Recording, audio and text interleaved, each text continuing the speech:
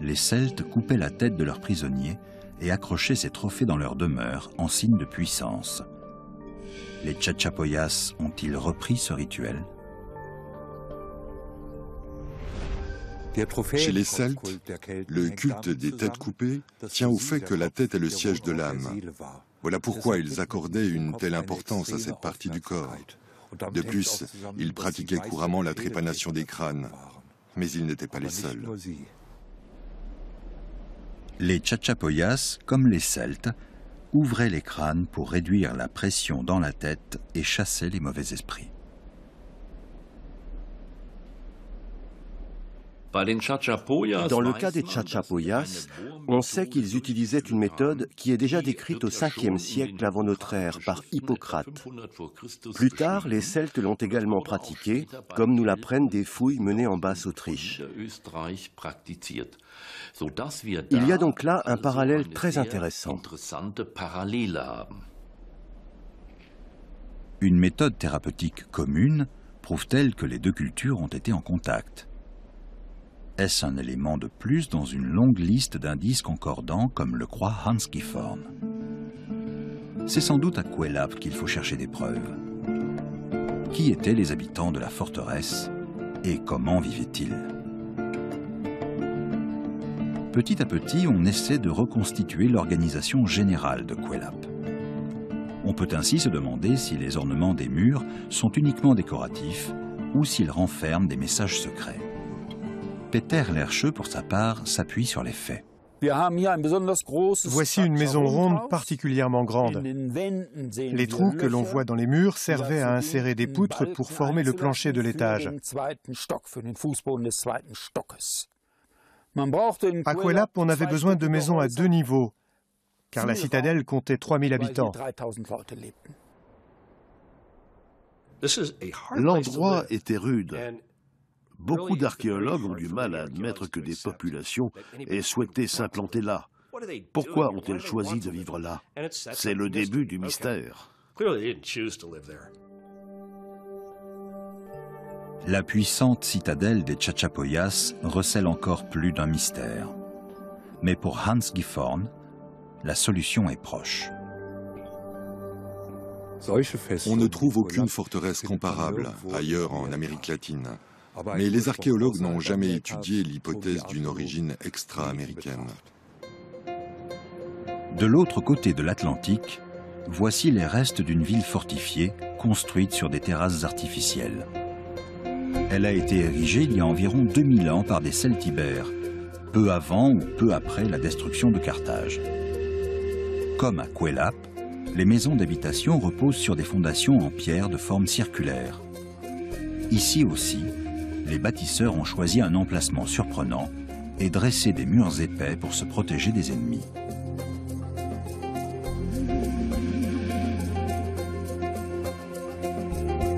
Il existe des ressemblances frappantes entre la citadelle celte sur la côte espagnole et la forteresse perchée dans les Andes. Reste à savoir si l'une est inspirée de l'autre. Pour tenter de lever le mystère, retour chez les Chachapoyas dont on sait finalement peu de choses. À l'époque de la colonisation espagnole, peu de chroniqueurs sont parvenus jusqu'ici. Même les Incas estimaient que le royaume des Chachapoyas était très éloigné.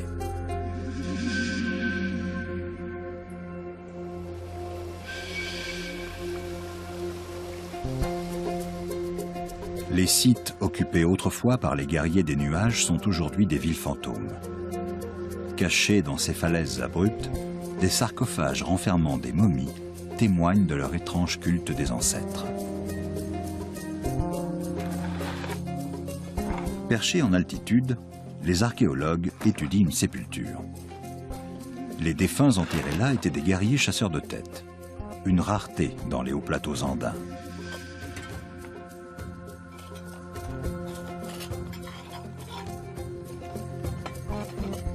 L'archéologue allemand Klaus Koschmieder est lui aussi fasciné par les Chachapoyas. Chez les Chachapoyas, il était courant d'inhumer les morts dans les habitations. On retrouve régulièrement des sépultures dans les maisons rondes. L'origine de cette pratique est peut-être à rechercher dans le bassin amazonien, où l'on enterre aujourd'hui encore les défunts dans les maisons.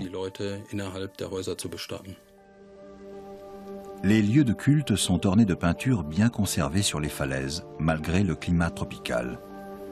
On y distingue des personnages richement vêtus, portant des plumes ou des auréoles.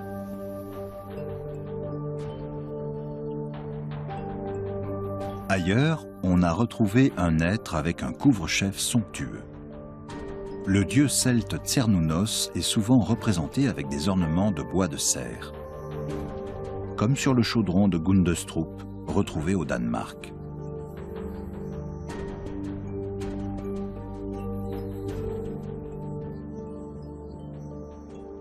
Là, nous avons une embarcation avec un passager et une image similaire de l'autre côté. Klaus Koschmider pense lui aussi que les Chachapoyas sont venus de l'Est. Mais d'après lui, ils se situeraient plutôt à quelques centaines de kilomètres sur le fleuve Amazone. Seuls les morts connaissent la vérité. Chaque tempête fait apparaître de nouveaux squelettes et contribue à détruire les dernières traces des Chachapoyas. Voilà des jours qu'il pleut sans discontinuer dans la cordillère des Andes. Les affluents de l'Amazone se transforment en torrents furieux. Les habitants de Laimebamba ont appris à s'accommoder de ces déchaînements de la nature qui se répètent souvent pendant la saison des pluies.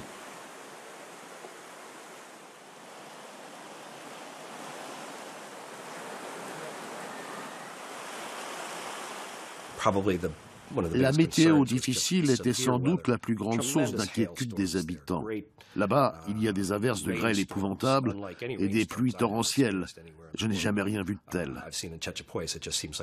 On a l'impression que le ciel va s'effondrer et que le sol est en train de se liquéfier. Les pluies provoquent des glissements de terrain qui modifient la physionomie des vallées. Dans cet environnement très instable, il est logique que les Chachapoyas aient choisi de vivre au sommet des montagnes. En avril 1997, Peter Lercheux est appelé en urgence. Des pilleurs de tombes ont écumé une nécropole ancienne jusqu'alors inconnue près du lac des Condors et de nombreuses momies sont exposées aux intempéries sans protection. Ce sont des agriculteurs qui ont repéré le site. Sans attendre, l'ethnologue organise une expédition de sauvetage.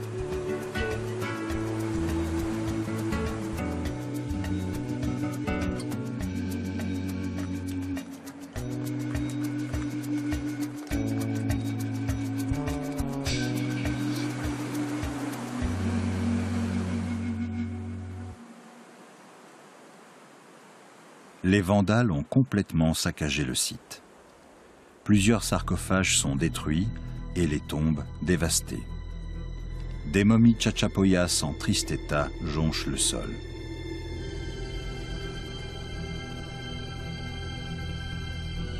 L'équipe réalise des fouilles d'urgence et parvient à mettre en sécurité plus de 200 momies dans la capitale régionale.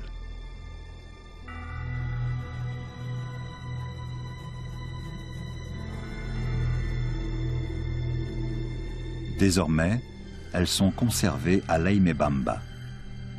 Les corps en position accroupie ont été autrefois enveloppés de sacs protecteurs. Certaines de ces momies sont étudiées à l'université de Vienne. Vieilles de 500 ans, elles sont antérieures à l'arrivée des conquistadors. Pourtant, les cadavres portent les traces de maladies dont on attribue généralement la diffusion aux Européens.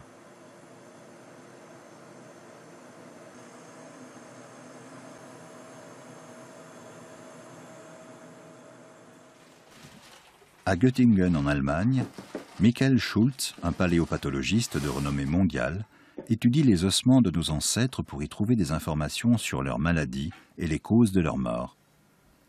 Il est intrigué par la forte prévalence de la tuberculose chez les Chachapoyas.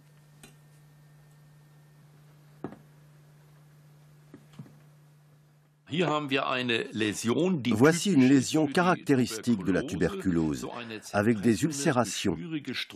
Ces signes typiques de la tuberculose ont été retrouvés sur les squelettes des Chachapoyas et sur les momies.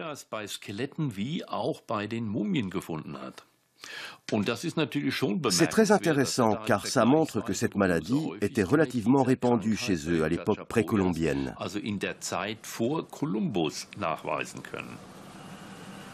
Mais cela ne prouve toujours pas l'existence de contacts transatlantiques. On a retrouvé des traces de cette pathologie à la même époque dans d'autres parties du continent sud-américain.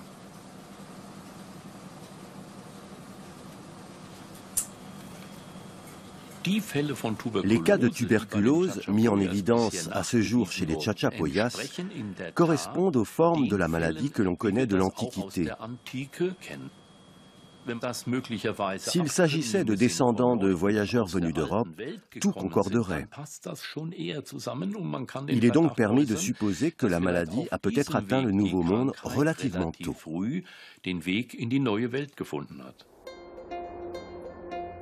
D'où qu'ils soient venus, pourquoi les bâtisseurs de Cuelap ont-ils construit une forteresse aussi monumentale?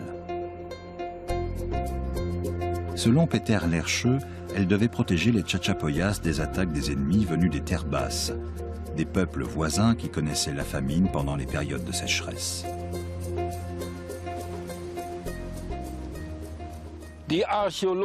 Ici, les archéologues ont retrouvé plus de 50 squelettes au crâne défoncé. S'agissait-il d'attaquants ou de défenseurs de Cuelap? Les blessures ont pu être causées par des haches ou des frondes, mais quoi qu'il en soit, la mort a été violente.